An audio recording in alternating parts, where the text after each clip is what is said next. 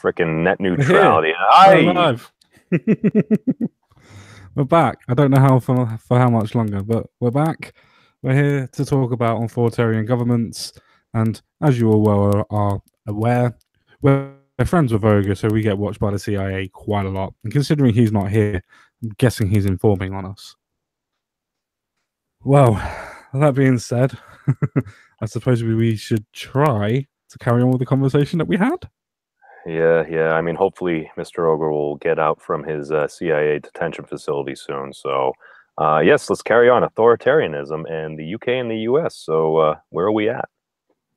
We're all fucked. I find it hard to disagree with that statement. Totally and utterly. Well, that's that. The stream's over. Let's go home. Yeah. Because I'd like to say that, as usual, we are slightly ahead of the Americans on this one. Oh, yes. We are definitely tearing ourselves apart quicker than the Americans are. That's a definite. Oh, yeah, you guys are shredding yourself like a hamburger through a grinder. Yeah, you still have this wonderful thing called the First Amendment, which is something we'd love to have in this country, and we've even tried to not protesting by doing a petitioning, that's the word, yeah, petitioning the government to bring in a version of a First Amendment, a sort of a bill that would guarantee everybody's freedom of expression, freedom of speech. And I was talking to Common Sense about this yesterday. The response we got from the government was absolutely fucking laughable. It was basically saying, you already have freedom of speech, except when you say things that we don't like. So, you know, they said you have free speech and then instantly contradicted themselves. And they won't be bothering to bring it up in Parliament for debate. I can't remember how many it got, but it definitely got over 10,000. When it gets to 10,000 signatures, they have to respond to it, and if it gets over 100,000, they have to debate it in Parliament. But I think they shut it down. Yeah, after the first response. So well, you just need 100,000, right? No, it got past 10,000. They responded. They responded with that ridiculous message, and then I think they shut it down. Wait, what? Yeah. They didn't let you get any more signatures. No. I think they did. They deemed it was a petition that was going to go nowhere and had no purpose to it. I mean, you could start a petition and say that you want legislation brought in that toilet rolls must only come in the color brown, and it could get to 10,000. They respond and say this is fucking ridiculous and shut it down. Because everybody likes to look at their own shit. Well, yeah. I mean, we all have potty minds in some ways. But the interesting thing that I find is they gave you the whole stereotypical, like, Seinfeld, yes, you guys have free speech. With that being said, except for A, B, C, D, insert everything else here. Yeah, well, it's funny that you actually say this, because with Count Dankula's obvious probably pending incarceration, a couple of people have made quite a lot of noise, i.e. Ricky Gervais, and it's drawn the attention of a West Midlands or York MP, and I believe his name is David Wells or David Williams. I'm not 100% sure. I'm sorry if I get his name wrong, but he is MP for York. And he says basically in the House of Commons, we need to have a debate about freedom of speech because it's being threatened.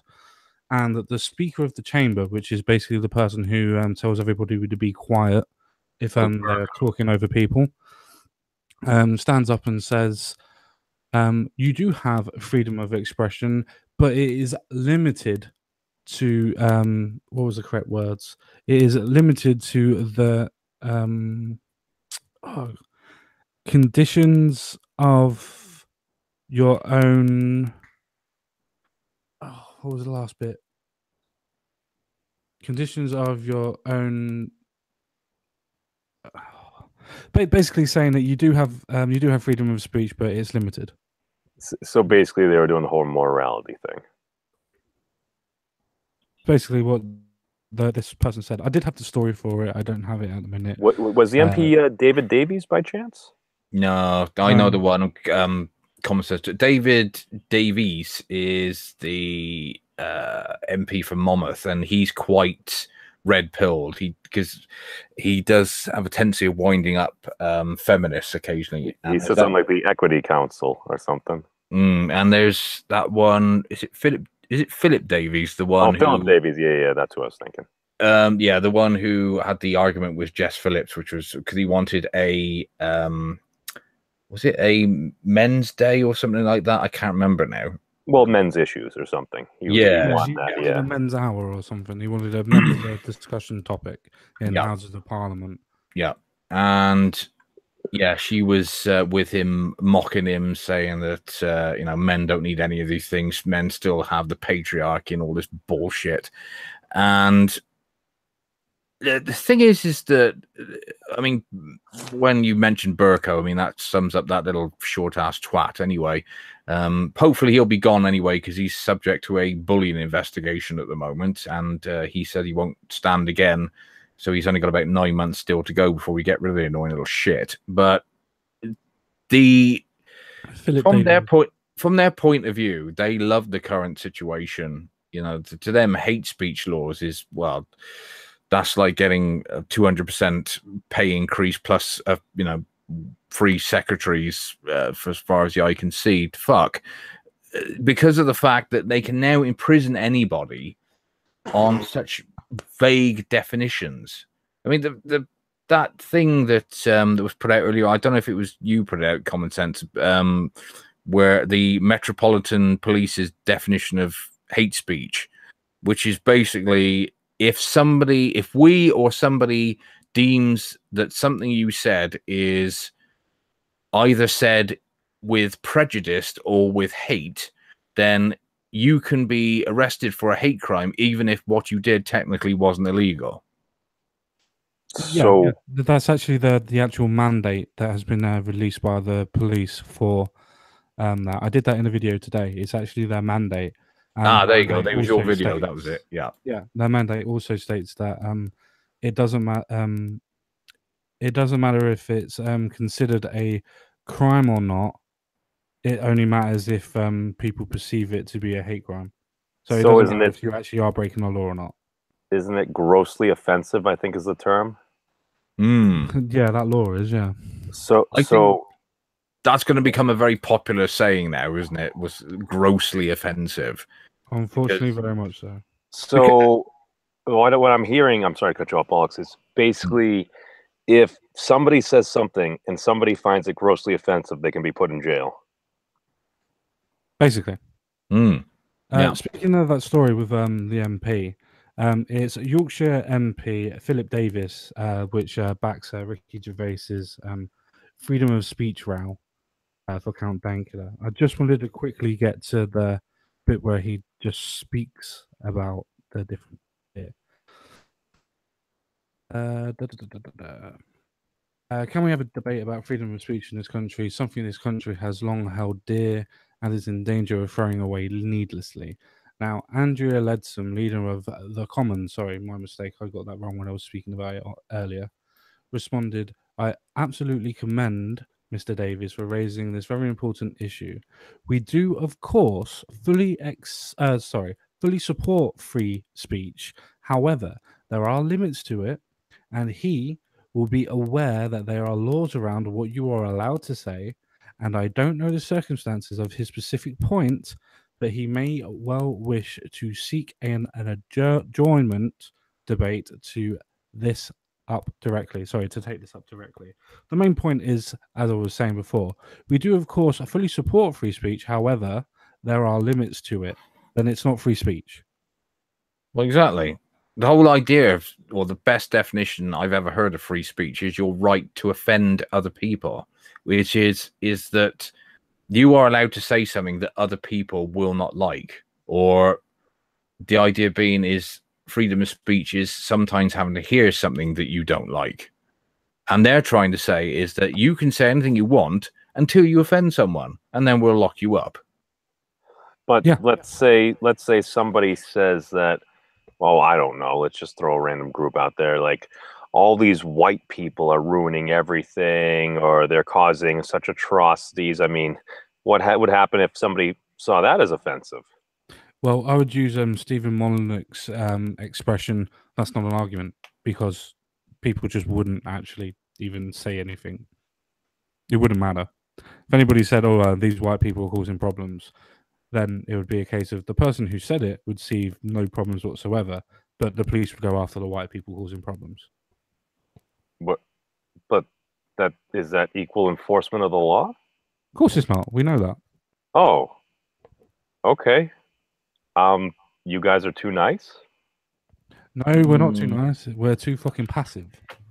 No, because one of the things that I had heard from some other UK folks earlier, they had been saying, yeah, we don't like offending people and stuff, so we try to, like, we're always apologizing and stuff. So it almost seems like nobody really wants to seem like do anything that may be considered almost slightly racist or anything. And it's just, I do believe most folks are good people, but at this point, it's like, if parts of your country, like, you can't really go in there, and I get it, like, there are parts of the states where they say, yeah, you don't stop at a stoplight. It's like, I get that, but it shouldn't really be that way. It's just, I don't know, it bothers me. No, I have to say that I do agree with you, and I do think it's a case of some people from the country or our country, yeah, they do have to apologize for everything. I don't know why they do. I was always taught that a man has to stand by his conviction and has to stand by what he said. I'm sure people of a certain disposition and a certain generation probably were taught the same.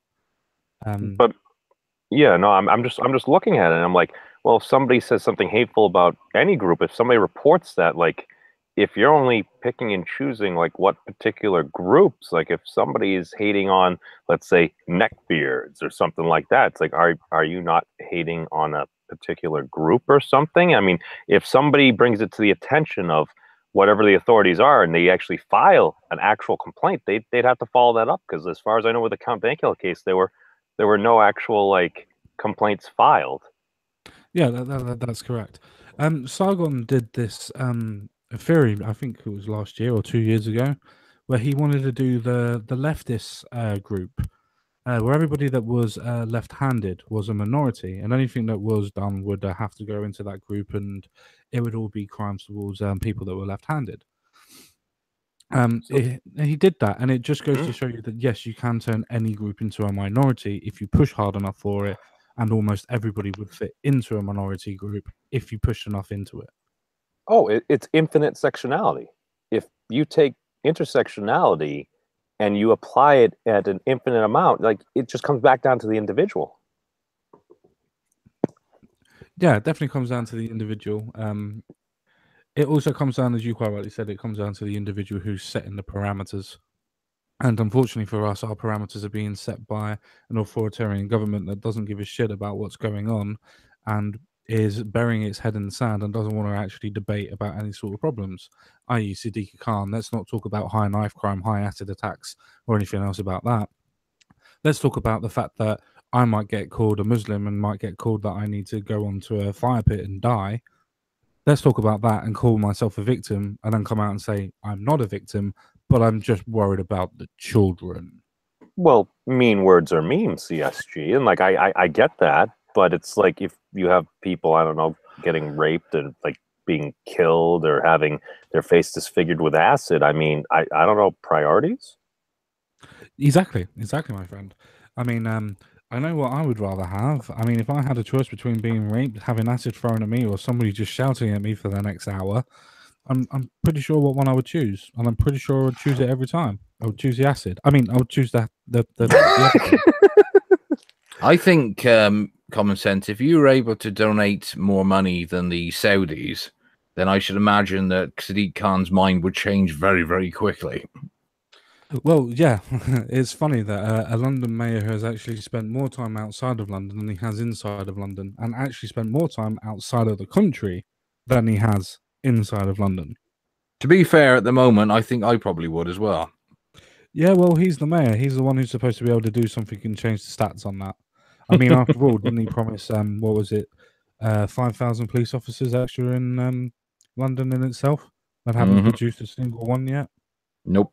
Well, the numbers on that got a little mismatched. I mean, I heard the pay went anywhere from those 5,000 officers Oh, That was well. completely different. That was completely different. This is Sadiq Khan promising extra police by himself, Well, not Labour Party. oh, well, maybe Miss Abbott just simply hasn't figured out all the numbers yet, so maybe that's why the officers aren't there.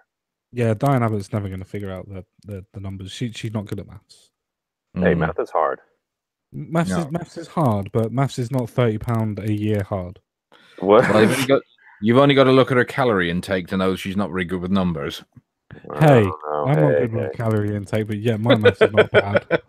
That's Anyway, an ad hom, sir. Cake on the fucking stream. Oh, I love cake. But no, well, this is an interesting thing, and like to simply like it's so easy to just take the piss out of your MPs, your Congress folks, and stuff like that. But yeah, because it irks us the wrong way, we feel agitated about it, so we want to speak out. We want to tear these people down. I do think part of it is, I think kind of like Bullock's touched upon this maybe a little bit the other day. It's just your average Joe, Dick, and Sally. They're tired after work and stuff like that. They just kind of do their thing. They watch a football match and they get on with their lives. And until it really seems to be affecting them or somebody within a degree or so of separation of them, it's usually, hey, whatever. It's not important. Don't really need to do anything, because doing things is also, it can be hard, man. It takes effort, and to deal with that criticism and everything. And for like the representative members of our governments and stuff, I think you actually hit the nail on the head just a minute ago, CSG.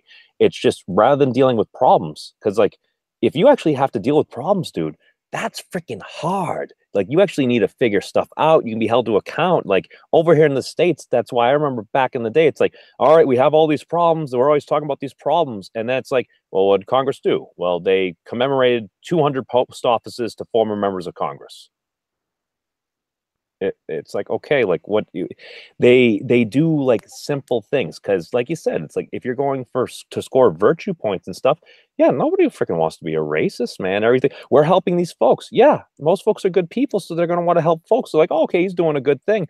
But to actually try to solve something and maybe deal with criticism and, oh my God, maybe not get reelected, that's difficult, man. That's not acting in your best interest. And that's one of the problems I think we have.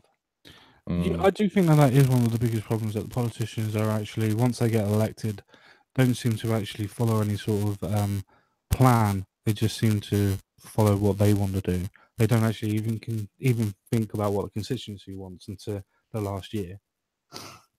But I would just like to say that I do feel that is the best way of actually sorting things out, is trying to either message your MP and getting them to change their minds on things and directing them to issues that really matter, or becoming an MP yourself. I mean, change is what we want to make it. Let's use the left's idea. If you want to actually make change, you've got to implement it yourself. And that means becoming the change that you want to see. And as goddamn as that hurts me to say, it needs to happen. Do you think, though, that that's the trouble with a lot of modern politicians, is a very high percentage of them, of course, are the career politicians? You know, they never do anything else apart from politics, you know, and them sort of the vein of Corbyn and Cameron and those sort of fucking ilk. But also, even if you went in with the best of intentions, once you get part of that machinery, once you get part in the party system where you're expected to, if you want to be, you know, want even to be selected, you've got to, you know, follow the party line. You've got to only say certain things, support certain things. And then once you get in, once you get that wage and you start getting all the perks that come with it, you know, when you start becoming somebody who just wants to, you know, have the easy life and not rock the boat and not want to, you know, do what's best for yourself, and, you know, never mind if everything's going to rat shit, as long as you're still earning your 75 grand a year and have your guaranteed pension in another, you know, 30 or 40 years.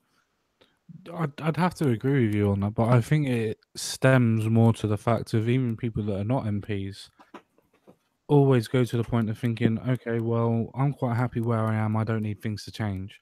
Now, we all sit here, all of us do. Everybody that's in this chat, everybody that's watching this video, everybody that will watch this video will sit and moan about what's going on.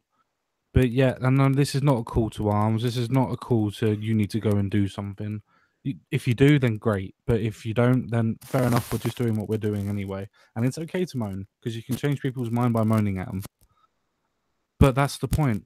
People that do want to see change are not actually going out and changing it anymore because we think somebody else will. And I think that's the problem where we have politics now. Everybody wants to talk about it, but is always thinking that somebody else is going to do it. That's the main reason why I support Sargon's liberalist movement, because I think. Yeah, it's one of those things, man. It's just a wise wrestler once said, "Don't sing it, bring it." I believe that was The Rock. Yeah, isn't he supposed to be running sometime in the next 5 to 10 years? I mean, he could. I mean, I would support The Rock in 2020 just for the sheer fact I would be able to support Stone Cold Steve Austin in 2024.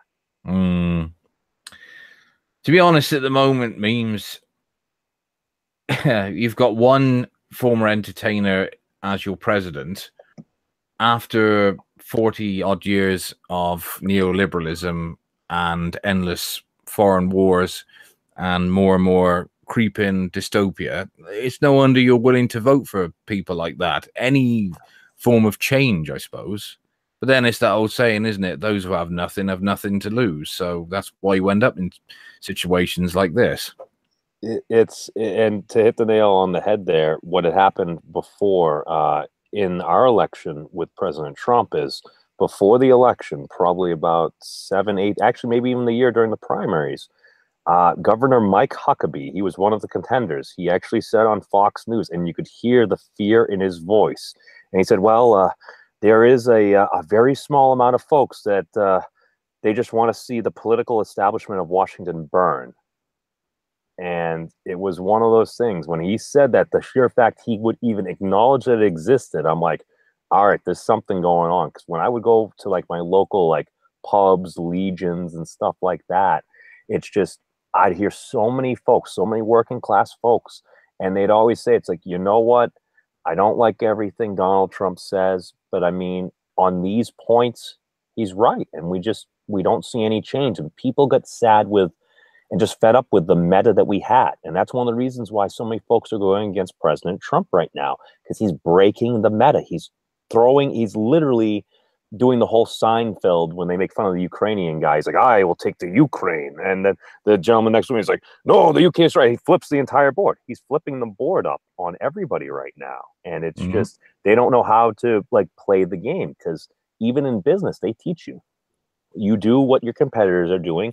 You find the market, you differentiate yourself a little bit, and then you can take part and gain some market share there. And politics seems to be doing the same thing, like you guys were saying earlier. It just seems to be so divisive now. It's like, all right, you need to fit into this little box in order for us to support you. So it almost seems that you need to be independently wealthy, like President Trump, or I mean, maybe the possibility exists with crowdfunding campaigns now. Like if you actually had somebody that was like truly like there that a lot of folks could get behind. I mean, Bernie Sanders was doing it. I mean, he's just a senator from Vermont, former mayor of Burlington.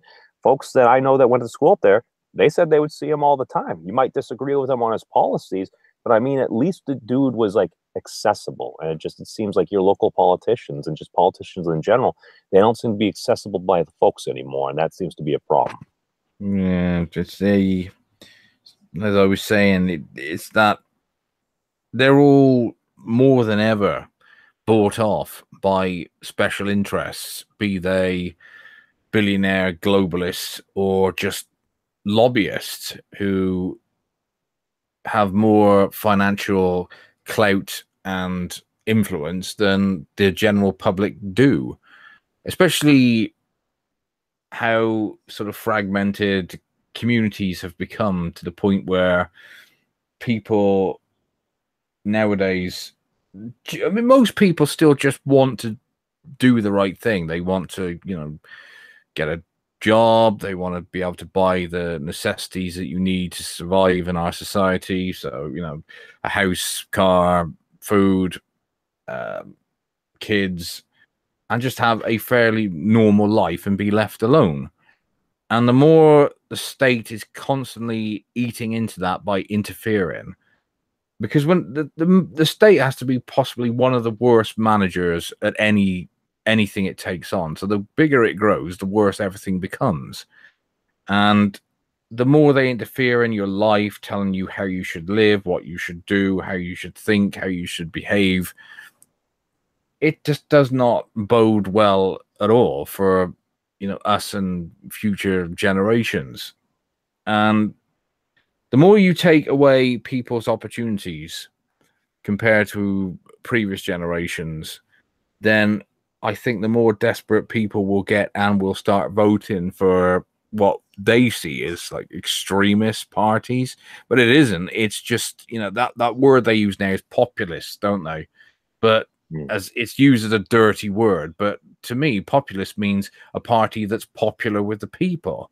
Doesn't mean that they're like, oh, the fucking, you know, the return of the National Socialist. It just means a party that's saying the things that the people want to hear at the moment. And, you know, if a party comes along and says, right, we're going to heavily restrict immigration, we're going to tackle things such as housing, we're going to, you know, by bringing or forcing legislation that means say house prices can never go above 3 times the average salary, and heavily restricting the banking sector and stuff like that, people would probably be very behind that. But you would have the entire establishment absolutely trashing this party as either economically illiterate, bunch of racists and all that, because the lobbying, special interest lobbying groups behind the mainstream parties will do anything to stop anyone like that getting in. Anybody who's going to reduce their influence, their power, and their ability to make shitloads of money. You could only keep people's voices shut down for so long. I mean, look at what's going on in Venezuela, and you hit on a very good point. As long as folks are comfortable, it's like to actually put yourself in an uncomfortable position is hard. If you're literally starting to starve to death, I mean, that's when you're going to see folks literally hijacking helicopters and lobbing grenades at the Supreme Court. I mean, like, I mean, we're lucky, like, our countries haven't gotten to that yet. I mean, God save us that it won't get to that point, but it's just, we look all around the world and we see case study after case study. And again, every nation is different, but it's just to infringe upon someone's speech. It's to the point now where Count Dankula, literally, he may go to jail for trying to offend his girlfriend. Somebody else took offense, someone else's offense that wasn't necessarily theirs to take, and thereby he may go to jail. That, to me, I mean, from an economic and financial perspective, that kind of sounds like short selling, which a number of people do have issues with too. And that's essentially the principle of, if you invest in a stock, it goes up, you make money. Okay, that makes sense. But to invest in a stock and to basically have the option of short selling it, you make money when the stock goes down. I had a finance professor, and he told me before, he said, he who sells what isn't hism, but still benefits from the profits. And like, I just heard that. I'm like, well, this could be problematic, because if all of a sudden something starts going down, you have everyone else trying to make money off it going down. You're going to continue and perpetuate the cycle and force it to go down. It's literally, as far as free speech goes, it kind of sounds like the same thing. People are taking offense upon other things that folks are saying that wasn't even meant to be directed towards them at all. It seems like a slippery slope. And I mean, at this point, it's like, it also sounds like if someone were to campaign on something like true free speech, again, minus the whole yelling fire in a crowded theater and stuff like that, basically, if you were to campaign on stop short selling speech, I think that would be effective. Yeah. And I can't help but think that, especially at the moment in this country with, I mean, I don't think there's many people with an inkling of red pill in who aren't in shock by what we've seen thus far, which will be, you know, Lawrence Southern and the other two banned from this country effectively because they dared to want to do a speech or did something that went against you know, the Islamic faith. So fucking what? It's a religion. Like all religions, we should have the freedom to mock it. We have seen, obviously, the travesty that is Dankula's case. I personally don't think they will send him to prison because of the fact that I generally think they can't afford to send him to prison. I think he will just end up with a. I think he'll end up with a custodial sentence. What's that? Sorry, common sense. I completely and utterly disagree with that. I do reckon they will send him to prison because it is a precedented case. If this goes through and they send him to prison, it will be a case that they can then use as a precedent to be able to send almost anybody that they want to. What Meme's point was as well before, where he was saying that he thinks that the injustice. Oh, he went again. Oh, that's no, but it kind of sounds like what he was saying a little bit when as soon as his internet. You not hear me at all? Oh, yep, yeah, there we can go. do it now. Yep. Yeah, from what Mies was actually saying before, where he was saying that it was the offence that was.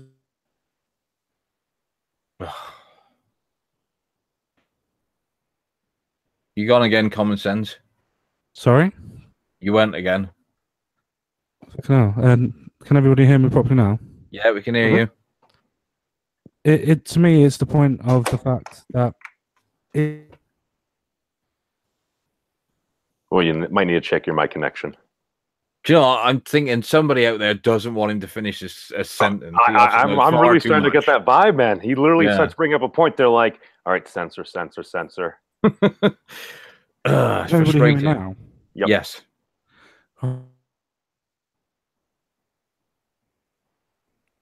It is. It's this sentence, whatever it is you want to say, common sense.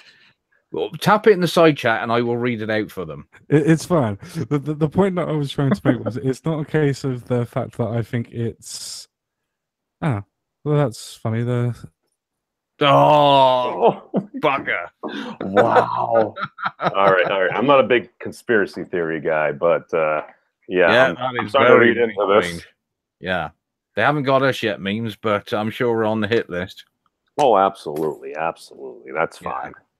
But I do generally believe that what we're seeing here is the last final acts coming of a desperate state that can potentially see the end of the current status quo coming. And what I mean by that is the great financial crash of 10 years ago was a taste of things to come. And they know damn well that nothing was really fixed after that. They've basically shot their load with what they had. And it was literally a sticking plaster over a leaking dam, wasn't it? And oh, absolutely. And that's the thing. It's just, I don't know, man. I don't know what's going to happen. Common sense brings up a good point to use Count Dankula as an example. But at that point, like, he becomes a martyr. And are they willing to risk gambling? Because if you literally put a dude in jail for a joke and you set that precedent, that is extremely dangerous, man. Just because at that point, where does it go? It's like, will that be literally the spark that just ignites the match under everyone's ass to the point where they literally will start protesting? Like, what happens if you see like a few hundred people in front of Buckingham Palace? I mean, like, people will have to take notice. That's why I kind of think it won't be a prison sentence. I think what it is this is a warning. But I think what they would do is they will do a suspended sentence and say he had 6 months, but because of the amount of time that's elapsed since the case started, they will take that into account, and then he will basically be given 6 months suspended sentence. So obviously he can't do anything of a similar vein in that time. He might even get like an internet ban or something stupid like that. But I mean, common sense might be right. They might send him, and if he does, then I really do think things will start kicking off more, because I think there is enough people who are angry, but because we don't know what the outcome's going to be yet, there is a certain level of holding back. But there's always that tipping point, isn't there? I don't know what it's going to be. Like you said, it is when things start affecting ordinary people, do things start kicking off.